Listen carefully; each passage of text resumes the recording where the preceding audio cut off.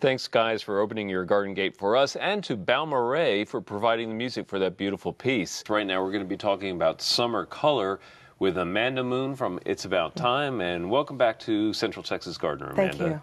It's a great pleasure to have you here. Real briefly, let's tell people about It's About Time, located in Southwest Austin.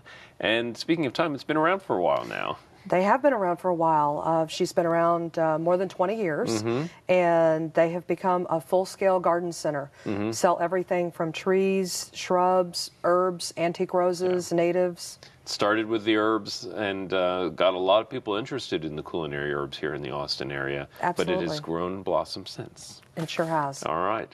And speaking of blossoms, our topic today is summer color, and you've brought along a lot of really cool things, some of which we haven't talked about for a very long time on the program, so I'm excited to see some of these plants. Right next to me is, and I have to say this, I love begonias. I do too. And these angel wing begonias are stunning and very popular with hanging baskets, but this one just is a knockout. That's a Diana pink, and it's just the size of the blooms is what really caught my eye with this one. The great things about begonias is they're actually pretty drought tolerant. Right. They're somewhat deer resistant, and Really? they Didn't also know make that. nice porch plants. They make great hanging baskets for under a tree or a patio table. Yeah. I love them in a hanging basket, especially the angel wing varieties where they kind of branch out and hang down so gracefully. And that's the thing. People kill these plants by lavishing too much attention on them. They look like they need a lot of love and care, but they actually thrive on basic neglect. They do, and I guess that's why I do so well with them. But yeah, you can actually overwater them. You can love them to death. You know, you just want to give them a little bit of an organic fertilizer, even once a month, and they would do beautifully with it. And just water them when they're going dry. Right. Keep it under the shade of a tree, though, or something like that. And Yeah, or they're morning going to do sun. great. There you go. And next to me over here, we have a mandevilla. And this is a plant that somehow just flew under the radar with me. I've never gardened with mandevilla, really, and I love the foliage and love the flowers, but what kind of conditions do they like? Well, it's a wonderful tropical option. So, it likes full sun. It loves the heat. So you need to get it at least 6 hours a day. It's not going to do well under a porch. It's not going to do well in the house. Okay. But around a pool, it would be stunning. Right. Okay, so it is a true tropical blooming flower in that sense. What about the water requirements on this? Water requirements are more of an even moisture to keep it blooming. You don't want to let it go bone dry, or it'll actually drop the flowers. Okay, yeah. And I imagine just looking at this, it will let you know real quickly. Yeah, the new growth will wilt pretty quick. Yeah. But beautiful. This is a white, but it comes in a wide range of colors. Pink, red, yellow are some of the options that you'll find, and all different leaf sizes. Yeah. Well, absolutely beautiful. Again, mandevilla, and does require a little support for the vine to grow on. It is a vine, so either a small trellis or a hanging basket or even a tall planter where it can cascade down. Great, great. And a great choice for poolside for sure, Absolutely. on the patio. Now, this is one of the most common plants. The next one we're going to talk about is crepe myrtle.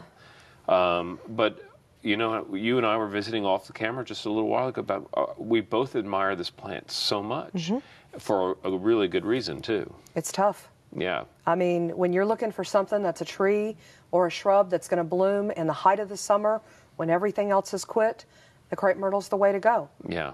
And tough also in the sense that the new varieties are disease resistant, really require almost no care whatsoever. Right. And one of the things, this is a particular variety that's only a dwarf. This one only grows to be about 4 feet tall. It's called Pink Ruffles. And it's a good tip for people when they're considering a crepe myrtle. Buy a plant that's going to grow to the size you want, and you won't have to prune. That's right, because we've got options that are anywhere from a dwarf that you can use as a shrub all the way up to a small tree that would give great, quick shade to any part of your yard. Yeah, some of them, like the natchez, get up to 35 feet pretty quickly. Exactly, and for color, the muskogee and the tuscarora. Yeah, awesome, awesome plants. Now, next to the crepe myrtles, we have duranta, and this one is a beautiful blue color. And I just love the bloom on this. It's almost orchid-like sprays. Absolutely stunning. It's also known as sky flower. Very drought tolerant. They do mention you can put it in some shade, but it stays tighter and more compact in the full sun. It's going to put on yellow berries in late summer, so you're going to have full season interest, even when it's 100 degrees. Even when it's 100. And this is one that a lot of people were concerned about its cold hardiness, but you indicated before the program that yours has come back from a record cold this year. That's right, and it's in a galvanized bucket. So it was Go figure. Not real protected, yeah, but it was a couple of years old, so it had a more established root system. Okay. The new ones are definitely going to be more sensitive.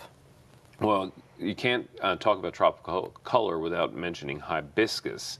Absolutely. Now, there are 1,000 varieties here for people to choose from. You brought a Chinese hibiscus, a typical tropical one, but there are native forms, hybrid forms, you name it. Well, even our native rock rose and Turk's cap are part of the hibiscus family. We have Muy Grande and Texas Star hibiscus, which are perennial hibiscus. Your tropical hibiscus, you're going to want to make sure they're going to need more water, a little bit more fertilizer than your perennial hibiscus, a little bit more care and protection in the winter. Yeah. But then they will bloom for you all summer, big, beautiful plate-shaped flowers. Or you could use an Althea, a Rose of Sharon, hardy hibiscus, and just a cheat. That's right. That's right. Well, I think they're a fantastic plant. They are, and make a great large shrub. Yeah. Well, tecoma stands or yellow bells has become super common, but what's not common is the native form. And you've brought the native today, and I happen to really like the very fine textured foliage on this one. I like it too, because it doesn't look like your typical hybrid, where it's got kind of the large leaves. It's got that nice feathery look.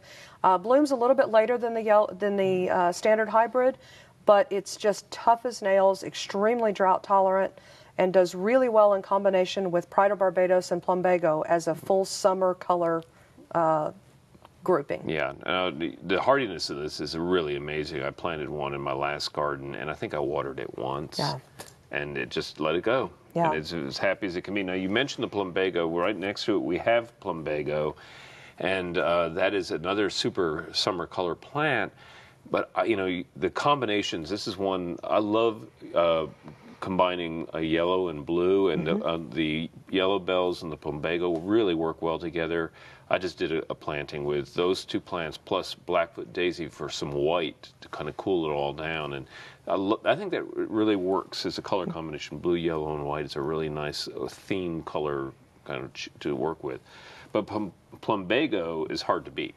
It is. And all three of those will bloom all summer long.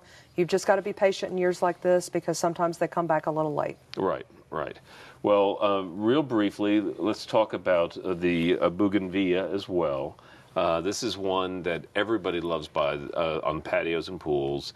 And the trick with this really is don't baby it too much, like the begonia, really. It is.